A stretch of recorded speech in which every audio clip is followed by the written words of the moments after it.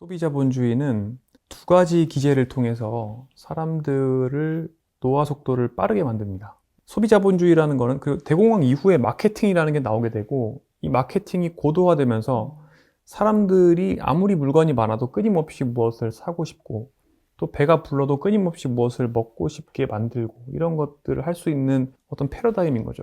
근데 이 패러다임에 들어가게 되면 기본적으로 내가 이렇게 생각을 하게 됩니다.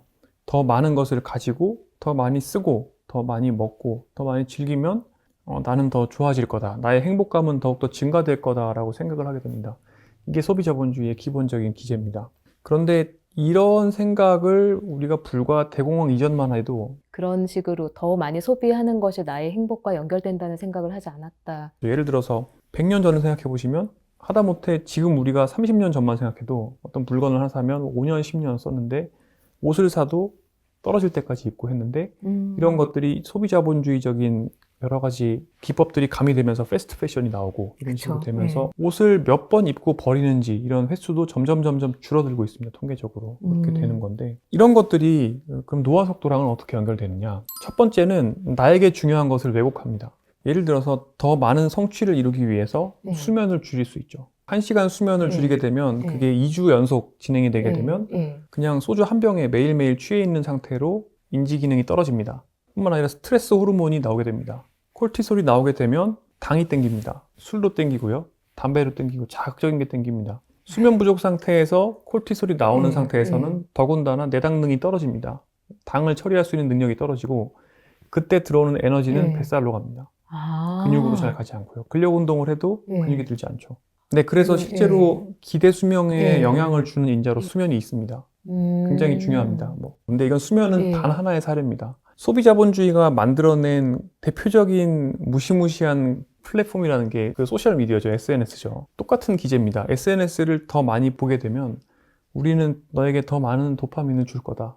더 많은 즐거움을 줄 거고 이것을 사용을 하면 할수록 너는 행복할 거다라고 SNS는 설계가 됩니다. 두 번째로는 이 소비자본주의가 진화되면서 그들의 수단을 더 독하게 만든다는 것입니다.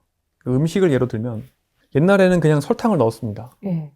그러다가 점점 더 주변에 있는 제품들과 경쟁을 해야 되니까 액상과당을 사용합니다. 고과당 콘시럽이나 이런 더 단맛이 나고 쨍한 맛이 나는 것들을 사용하죠. 그 다음에는 지방을 넣게 되고 거기다 이제 짠맛을 추가하죠. 그렇게 해서 도저히 우리가 견딜 수 없는 굉장한 강력한 도파민과 엔돌핀을 만들어냅니다. SNS나 이런 어플리케이션도 끊임없이 A, B 테스트를 해서 사람들의 체류 시간이 높아지고 중독성을 높이는 것들로 진화가 되고요. 비디오도 점점 더 긴 거, 2시간짜리 영화 보다가 그 다음에 15분짜리 유튜브 보다가 이제는 쇼츠를 보지 않습니까? 맞아요. 이런 식으로 점점 더 도파민을 자극하는 식으로 바뀝니다. 최근에는 또 페이스북이라든지 이런 SN 유튜브보다 특히 젊은 층에서는 쇼츠 그리고 쇼츠 중심으로 되어 있는 플랫폼, 뭐 틱톡이라든지 뭐 이런 플랫폼이 더 인기라고 하더라고요. 근데 저는 그거 보니까 진짜 정신이 없는 거예요. 그러니까 빠르고 짧은 도파민을 자꾸 주도록 만드는 건데요. 이 도파민의 끝에는 항상 다운이 있습니다. 다운이 될 때, 그러니까 도파민이 올라갔다가 내려갈 때는 항상 기저 레벨, 그러니까 제 0점보다 더 내려가게 됩니다. 근데 이때는 불쾌감과 따분함 그리고 스트레스 호르몬이 나오게 됩니다. 이 스트레스 호르몬은 가속노화의 씨앗이죠. 단 것도 땡기게 만들고 담배도 땡기고 술도 땡기고 그러니까 계속 뭔가를 사용하게 되는 거예요. 이런 빠르게 나한테 도파민을 주는 뭔가를 현대인들은 계속 쫓아다니면서 소비를 하게 되는 거예요. 그렇게 되면서 결국 이익을 보는 거는 이 소비자본주의 위에 있는 플랫폼 재벌들이 이익을 보고 우리는 이제 몸 건강과 마음 건강을 잃어가죠. SNS를 한다든지 뭐 과외를 한다든지 이런 것도 일종의 나의 스트레스 해소라고 생각을 하잖아요, 사람들은. 그렇죠. 근데 실은 그거는 이제 중독자의 심리인 거죠. 어쩔 수 없습니다. 지금 현재 SNS가 설계되고 또 이렇게 제공하는 그 도파민의 수준이라는 것이 웬만한 중독 물질을 넘어서는 정도가 되었다고 보기 때문에 그러니까 이런 연구가 굉장히 많이 이루어지고 있나 보네요. 실제로. 지난 5년 동안 특히 소셜미디어, SNS의 사용과 관련된 여러 정신적인 해악에 대한 연구들이 많이 이루어졌습니다.